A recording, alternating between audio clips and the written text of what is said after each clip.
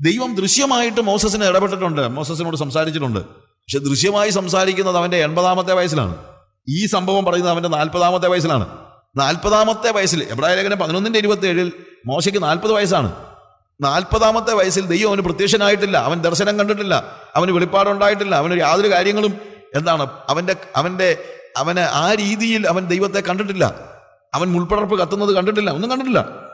എന്നിട്ട് അവൻ അദൃശ്യ ദൈവത്തെ കണ്ടതുപോലെ ഉറച്ചു നിന്നു. അവൻ എങ്ങനെയാണ് അദൃശ്യ ദൈവത്തെ കണ്ടത്? അവൻ ആത്മാവിലാണ് കണ്ടത്. ആത്മാവിൽ അവൻ അദൃശ്യ ദൈവത്തെ കണ്ടു.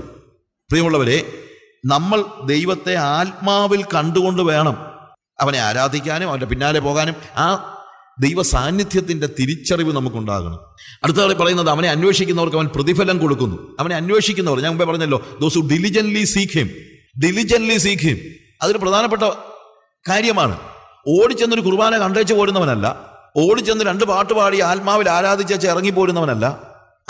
അവർക്കൊന്നും ഒരിക്കലും എന്ത് ചെയ്യാൻ പറ്റത്തില്ല, ദൈവം അവർക്ക് പ്രതിഫലം കിട്ടുന്നതൊന്നും പറയാനൊന്നും പറ്റത്തില്ല. diligently seek him എന്ന് പറയുമ്പോഴത്തേക്ക് ഞായറാഴ്ച 2 മണിക്കൂർ വന്ന് ഇരുന്നേച്ച് പോകുന്നവനെല്ലാം ദൈവം പ്രതിഫലം കൊടുക്കുമെന്നൊന്നും ആരും ചിന്തിക്കരുത്. അതല്ല ഇവിടെ പറയുന്നത്. പ്രതിഫലം കൊടുക്കുന്നു എന്ന് ഇവിടെ പറഞ്ഞിരിക്കുന്ന വാക്ക് നമ്മുടെ മനസ്സിൽ എന്ത് ചിന്തയാണ് ഉണ്ടാക്കുന്നത്? ദൈവത്തെ അന്വേഷിക്കുന്നവർക്ക് അവൻ പ്രതിഫലം കൊടുക്കുന്നെന്ന് പറയുമ്പോഴത്തേക്ക് എല്ലാ പ്രവാചകന്മാരും വന്ന് പറഞ്ഞിട്ടുള്ള പ്രതിഫലമാണ് നമ്മുടെ മനസ്സിൽ വരുന്നത്. എന്നാൽ ഹാനോക്കിന്റെ സ്റ്റോറി പറഞ്ഞിട്ട് ഉടനെയാണ് ഇത് പറയുന്നത്. എന്ത്? ദൈവം തന്നെ അന്വേഷിക്കുന്നവർക്ക് എന്ത് കൊടുക്കുന്നു? പ്രതിഫലം കൊടുക്കുന്നു എന്ന് പറയുന്നത്. ഹാനോക്കിന്റെ ചരിത്രം ഒന്ന് നോക്കിയിട്ട് നിങ്ങൾ പറ, ഈ പ്രസ്താവന അനുസരിച്ച് ഹാനോക്കിന് എന്നാ പ്രതിഫലമാണ് കിട്ടിയത്? എന്ത് പ്രതിഫലം കിട്ടിയ ഹാനോക്കിന്? ഇന്ന് പ്രതിഫലത്തെക്കുറിച്ച് പ്രവാചകന്മാർ പറയുന്ന യാതൊരു കാര്യവും ശരിക്കും പറഞ്ഞു കഴിഞ്ഞാൽ ഹാനോക്കിന് കിട്ടിയിട്ടില്ല. ഹാനോക്കിന് സ്കോഡായുടെ കാറോ അല്ലെങ്കിൽ BMW ഒന്നും കിട്ടിയില്ല. പോയിട്ടൊരു കുതിര, പോയിട്ടൊരു കഴുതെ പോലും കിട്ടിയതായിട്ട് നമ്മൾ വായിക്കുന്നില്ല. ഹാനോക്ക് ദൈവത്തിന്റെ കൂടെ നടന്നെന്നാണ് പറയുന്നത്, അല്ലാതെ കഴുതപ്പുറത്തോ കുതിരപ്പുറത്തോ പോയെന്ന് പോലും നമ്മൾ കാണുന്നില്ല. He was walking. ദൈവത്തിന്റെ പുറകെ ഇത്രയും നടന്നിട്ടും അവൻ എന്ത് ചെയ്തില്ലു? അവൻ എന്ത് ചെയ്യായിരുന്നു? He was walking with God. അല്ലാതെ ഞാൻ തമാശയ്ക്ക് പറഞ്ഞതാണ്. എങ്കിലും ഞാൻ പറയട്ടെ, നമ്മൾ പറയുന്ന പ്രതിഫലം ഒന്നും അങ്ങേർക്ക് കിട്ടിയിട്ടില്ല. അയാൾക്ക് വലിയ വീട് കിട്ടിയതായിട്ട് അവിടെ നമ്മൾ പറയുന്നില്ല, ഏതെങ്കിലും പൊസിഷൻ കിട്ടിയതായിട്ട് പറയുന്നില്ല.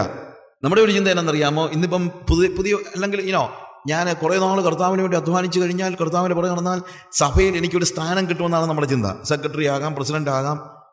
എൻ്റെ അപ്പച്ചൻ ഇതിൻ്റെ പ്രസിഡന്റ് ആയിരുന്നു, ഞാനും ആ കസേരയിൽ ഒന്ന് ഇരുന്നിട്ടേ ഉള്ളൂ എന്നൊക്കെ പറയുന്ന കർത്താവിൻ്റെ വാഗ്ദത്തമുണ്ട്. ഏതെങ്കിലും പ്രവാചകന്മാർ, ഒരാൾ എന്നോട് ഇങ്ങനെ സംസാരിച്ച കൊടുത്ത് പറഞ്ഞതാണ്, വാഗ്ദത്തമുണ്ട് ബ്രദറെ, അപ്പച്ചനിൽ നിന്ന് കസേര എന്നെ ഇരുത്തുവന്ന് വാഗ്ദത്തമുണ്ടെന്ന്. എന്തൊരു കഷ്ടമാണ്! ദൈവത്തിൻ്റെ ഗതികേട് നോക്കണം. പ്രിയമുള്ളവരെ, ഇവിടെ ഈ പ്രതിഫലം എന്ന് പറയുന്നത് ഈ കാര്യങ്ങളൊന്നുമല്ല. ക്രൂസൈഡുകാരൻ പറയുന്ന ഒരു പ്രതിഫലവും ഹാനോക്കിന് കിട്ടിയില്ല. ദീർഘായുസ് പോലും കിട്ടിയില്ല.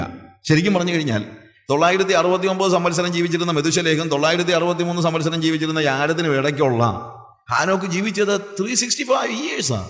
96 വയസ്സുള്ള അപ്പനും 93 വയസ്സുള്ള അപ്പനും 96 വയസ്സുള്ള മകനും ഇടയ്ക്ക് 36 വയസ്സുള്ള ഒരാൾ മരിച്ചാൽ നമ്മൾ എന്ത് പറയുമോ അതുപോലെ ആയിരിക്കും നാട്ടുകാരെന്ന് പറഞ്ഞത്. പാവം, നല്ല മനുഷ്യനായിരുന്നു, പക്ഷെ ചെറുപ്പത്തിലെ തട്ടിപ്പോയി എന്നൊക്കെ ആയിരിക്കും പറയുന്നത്. അപ്പോൾ നമ്മൾ പറയുന്ന യാതൊരു പ്രതിഫലവും ആർക്ക് കിട്ടിയില്ല? ഹാനോക്കിന് കിട്ടിയില്ല. പിന്നെ എങ്ങനെയാണ് നമ്മൾ പറയുന്നത്? അടുത്ത വാക്യം പറയുന്നത്, തന്നെ അന്വേഷിക്കുന്നവർക്ക്, ഡിലിജൻ്റായിട്ട് അവനെ അന്വേഷിക്കുന്നവർക്ക് ദൈവം പ്രതിഫലം കൊടുക്കുന്നു നമ്മൾ വിശ്വസിക്കേണ്ടതാകുന്നു.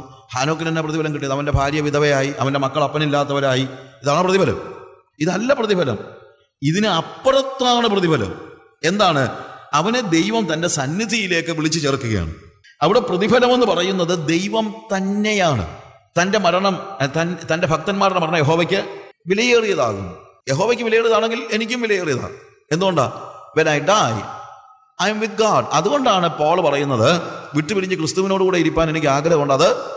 അത് ആരെങ്കിലും പ്രാർത്ഥിക്കുന്ന പ്രാർത്ഥനയാണോ? അത് വായിക്കുന്ന വാക്യമായിരിക്കും, പക്ഷെ പ്രാർത്ഥിക്കുന്ന പ്രാർത്ഥനയല്ല. നമ്മൾ വായിക്കുന്ന പല വാക്യങ്ങളും നമ്മൾ എന്ത് ചെയ്യത്തില്ല? പ്രാർത്ഥിക്കത്തില്ല. അവിടെ എഴുതിയിരിക്കുന്ന കാര്യം എന്താണ്? വിട്ടുപിരിഞ്ഞ് ക്രിസ്തുവിനോടുകൂടി ഇരിക്കാൻ എനിക്ക് ആഗ്രഹമുണ്ട്. അത് അത്യുത്തമമല്ലോ. നിത്യതയുടെ ഒരു ദർശനം കിട്ടുമ്പോഴത്തേക്ക് നമുക്ക് മനസ്സിലാകും, ദൈവമാണ് നമുക്കെല്ലാം വലുത്. അതാണ് പ്രതിഫലം. നമുക്കറിയാമല്ലോ, ഉൽപ്പത്തി പുസ്തകം 15-ാം അധ്യായത്തിൽ വളരെ വിഷമിച്ച് ദുഃഖിച്ച് ഒക്കെ ഇരിക്കുന്ന അബ്രഹാം. ശരിക്കും ദുഃഖിക്കാൻ ഒരു കാരണമുണ്ട്. അതിൻ്റെ ശേഷം അവിടെ എഴുതിയിരിക്കുന്ന 1-ാം വാക്യത്തിൽ, അതിൻ്റെ ശേഷം അബ്രഹാമിന് ദർശനത്തിൽ യഹോവയുടെ അരുളപ്പാടുണ്ടായതെന്ന്, നല്ല അബ്രഹാമേ ഭയപ്പെടണ്ട, ഞാൻ നിന്റെ പരിചയം നിന്റെ അതിമഹത്തായ പ്രതിഫലവുമാകുന്നു. വളരെ ദുഃഖിച്ചിരിക്കുന്നു പറയാൻ കാരണമുണ്ട്. ഈ 14-ാം അധ്യായത്തിൽ നമ്മൾ കാണുന്നത് 5 രാജാക്കന്മാരെ തോൽപ്പിച്ച 4 രാജാക്കന്മാരെ അബ്രഹാമും 318 അഭ്യാസികളും കൂടെ പുറകെ ചെന്ന് അവരെ തോൽപ്പിച്ചിട്ട് മടങ്ങി വരുന്ന ചരിത്രമാണ്. അപ്പൊ നമ്മൾ ചിന്തിക്കും, അബ്രഹാമും ചിന്തിച്ചു, നമ്മൾ ചിന്തിക്കുന്ന പോലെ ഏതാണെങ്കിലും 318 അഭ്യാസികൾ, അവന്റെ വീട്ടിൽ ജനിച്ച 318 അഭ്യാസികളെ ചോറ് കൊടുത്ത് കിടത്തിയതിനകത്ത് വലിയ കുഴപ്പമൊന്നുമില്ല. അതുകൊണ്ടാ അവനൊന്ന് ഇതുപോലൊരു പ്രശ്നം ഉണ്ടാകുമ്പോൾ അവന്റെ കഴിവ് കൊണ്ട് അവൻ നേടി, തൻ്റെ കഴിവ് കൊണ്ട് അവൻ നേടി എന്ന് അവനും ചിന്തിച്ച സമയമുണ്ട്. എന്ന് തന്നെയല്ല, അന്നത്തെ കാലത്ത് ഈ യുദ്ധം എന്ന് പറയുന്ന ഒരു കോമൺ പ്രാക്ടീസാണ്. ചെറിയ ചെറിയ നാട്ടുരാജ്യങ്ങളൊക്കെയാണ്, അല്ലാതെ ഈ പറയുന്ന പോലെ വലിയ രാജ്യങ്ങൾ തമ്മിലൊന്നും അല്ല. ഒരു കൊള്ളയടിക്കുകയാണ് ഇവർ, കൊള്ളയടിക്കാനായി യുദ്ധം ചെയ്യാൻ പോകുന്നതും. അപ്പൊ അതുകൊണ്ട് കൊള്ളയടിക്കാൻ, അല്ലെങ്കിൽ ഒരു രാജാവ് മറ്റൊരു രാജാവിനെ തോൽപ്പിച്ചാൽ ആ രാജ്യത്തെ മുഴുവൻ സ്വത്തും ഇവർ കൊള്ളയടിച്ചുകൊണ്ട് പോരുകയാണ്. അപ്പൊ 5 രാജാക്കന്മാരെ ഈ 4 രാജാക്കന്മാർ കൂടി തോൽപ്പിച്ചു എന്ന് പറയുമ്പോൾ 5 രാജാക്കന്മാരുടെ സ്വത്ത് ഇപ്പൊ ആരുടെയിലുണ്ട്? ഈ 4 രാജാക്കന്മാരുടെ ഉണ്ട്. പിന്നെ 4 രാജാക്കന്മാരുടെ സ്വത്തുമുണ്ട്. അപ്പൊ 9 രാജാക്കന്മാരുടെ സമ്പത്ത് ഇപ്പൊ ആരുടെ കൈ കിടക്കുക? അബ്രഹാമിന്റെ കൈ കിടക്കുക. 9 രാജാക്കന്മാരുടെ സ്വത്ത് ഇപ്പോൾ അബ്രഹാമിന്റെ കയ്യിൽ കിടക്കുകയാണ്. അബ്രഹാം ഒരുപക്ഷെ ചിന്തിച്ചു കാണും, വലിയ കുഴപ്പമില്ല, ഇവന്മാരെ പിരിച്ചുവിടാഞ്ഞ കാര്യമായി, നമ്മുടെ സോൾജേഴ്സിനെ ഒന്നും പിരിച്ചുവിടാഞ്ഞ കാര്യമായി. ഇതുപോലെ ദൈവം വല്ല യുദ്ധം വല്ല ഒപ്പിക്കുകയാണെങ്കിൽ ഇടയ്ക്കിടയ്ക്ക് നമുക്ക് ഒന്ന് പോകാനും ഒക്കെ നല്ലതാ എന്നൊക്കെ ചിന്തിച്ച്, ഏതാണെങ്കിലും ഈ പിള്ളേർ ഇടയ്ക്കൊക്കെ എക്സസൈസ് ചെയ്തു കൊണ്ട് അമ്മയുടെ ബോഡി ഷേപ്പ് ഒന്നും മാറിയിട്ടില്ല, നന്നായിട്ട് അമ്മ ഫൈറ്റ് ചെയ്തു എന്നൊക്കെ അബ്രഹാം ചിന്തിച്ചു കാണും. അപ്പോഴാണ് ദൈവം ഒരാളെ വിടുന്നത് അബ്രഹാമിനോട് കമ്മ്യൂണിക്കേറ്റ് ചെയ്യാൻ. മൽക്കിസദേക്ക്. നമ്മൾ ഉദ്ദേശിക്കുന്നത് പോലെ മൽക്കിസദേക്ക് ഒരു പാവം ബെഗറൊന്നുമല്ല. നമ്മുടെ ചിന്ത ഏതാ? അവന് അബ്രഹാം എന്ത് കൊടുത്തെന്നാ? ദശാംശം കൊടുത്തു. മൽക്കിസദേക്കിന് അബ്രഹാം ദശാംശം കൊടുത്തു എന്ന് പറയുമ്പോഴത്തേക്ക് നമ്മൾ ചിന്തിക്കും, പാവം മൽക്കിസദേക്ക് ഒന്നുമില്ലാതെ ഇങ്ങനെ കഷ്ടപ്പെട്ടിരിക്കുമ്പോഴത്തേക്ക് മൽക്കിസദേക്കിന് അബ്രഹാം കൊണ്ട് ദശാംശം കൊടുത്തത് കൊണ്ടാണ് മൽക്കിസദേക്ക് ജീവിച്ചെന്ന്. പ്രിയമുള്ളവരെ, മൽക്കിസദേക്ക് ഇതുപോലെ പാവം ബെഗറൊന്നും അല്ല. He was king of Salem. അതൊരു വേദപുസ്തകത്തിലെ പല വാക്കുകൾക്കും അതിൻ്റെതായിട്ടുള്ള അർത്ഥമുണ്ട്. സദേക്ക്, മൽക്കിസദേക്ക് എന്ന് പറയുമ്പോൾ നീതിയുടെ സദോക്ക് എന്ന് പറയുന്ന, അല്ലെങ്കിൽ സെദാക്ക, അല്ലെങ്കിൽ ആ വാക്ക് ശരിക്കും നീതിയുമായിട്ട് ബന്ധപ്പെട്ടാണ്. അവൻ നീതിയുടെ രാജാവാണ്. എന്നാൽ അതേസമയം അവൻ ശാലേം രാജാവായെന്നാണ് എഴുതിയിരിക്കുന്നത്. അവൻ സമാധാനത്തെ, ശാലേം എന്ന് പറഞ്ഞാൽ സമാധാനം. അപ്പൊ സമാധാനത്തിന്റെയും നീതിയുടെയും രാജാവാണ് അബ്രഹാമിനെ എതിരേൽക്കുന്നത്. അല്ലാതെ വഴിയെ പോയ ഒരു ബെഗറല്ല. എന്ന് തന്നെയല്ല, അവിടെ നമ്മൾ വായിക്കുമ്പോൾ ക്ഷീണിച്ച് വിശന്ന് കഷ്ടപ്പെട്ട് വരുന്ന ഈ അബ്രഹാമിനും അബ്രഹാമിൻ്റെ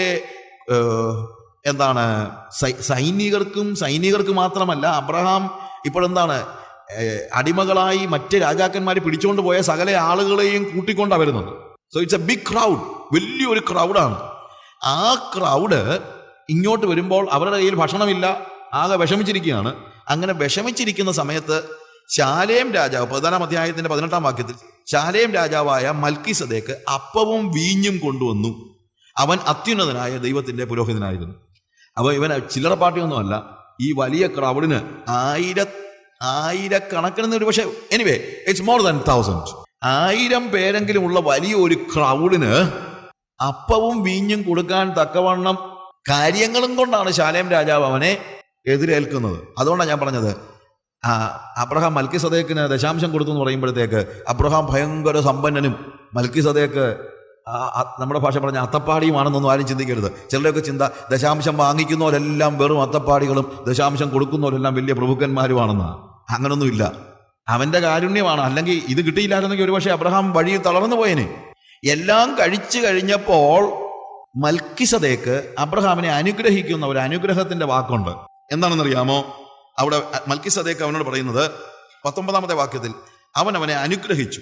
സ്വർഗത്തിനും ഭൂമിക്കും നാഥനായി അത്യുന്നതനായ ദൈവത്താൽ അബ്രഹാം അനുഗ്രഹിക്കപ്പെടുമാറാകട്ടെ.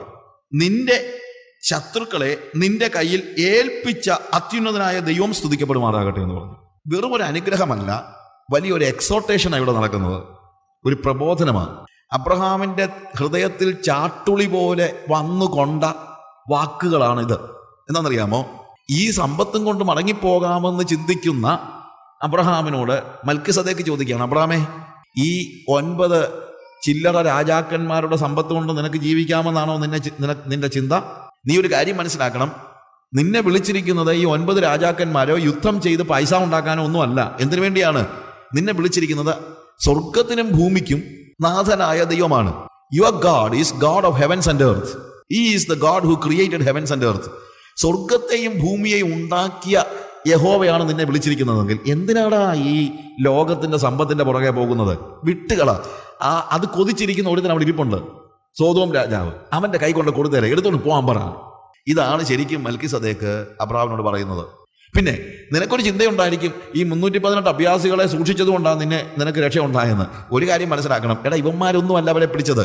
നിന്റെ ശത്രുക്കളെ നിന്റെ കയ്യിൽ ഏൽപ്പിച്ചു തന്ന യഹോവ അനുഗ്രഹിക്കപ്പെടുമാറാകട്ടെ. എന്താ അതിൻ്റെ അർത്ഥം? നീ അല്ല അവരെ തോൽപ്പിച്ചത്, ഈ യഹോവ ഇവരെ എല്ലാവരെയും കൂടെ ഒരു വലയ്ക്കകത്താക്കി കുരുക്കി നിന്റെ കയ്യിലോട്ട് ഇട്ട് തന്നെന്നുള്ളതേ ഉള്ളൂ. അല്ലാതെ ഇവന്മാരൊന്നും യുദ്ധം ചെയ്തുകൊണ്ടൊന്നും അല്ല ജയിച്ചത്. ഇത് അബ്രഹാമിന്റെ മനസ്സിൽ ഭയങ്കരമായിട്ട് തറച്ചു. അതുകൊണ്ടാണ് സോദോം രാജാവിന്റെ അടുത്ത് ചെന്നവൻ സംസാരിക്കുമ്പോൾ ആദ്യം പറയുന്നതെന്നറിയാമോ? ഞാൻ അബ്രഹാമിനെ സമ്പന്നനാക്കിയെന്ന് നീ പറയാതിരിപ്പാൻ ഞാൻ ഒരു ചരടാകട്ടെ ചെരിപ്പുവാറാകട്ടെ നിനക്കുള്ളതിൽ യാതൊന്നുമാകട്ടെ എടുക്കയില്ല എന്ന് ഞാൻ സ്വർഗത്തിനും ഭൂമിക്കും നാഥനായി അത്യുന്നതനായ യഹോവയെങ്കിലേക്ക് കൈ ഉയർത്തി സത്യം ചെയ്യുന്നു.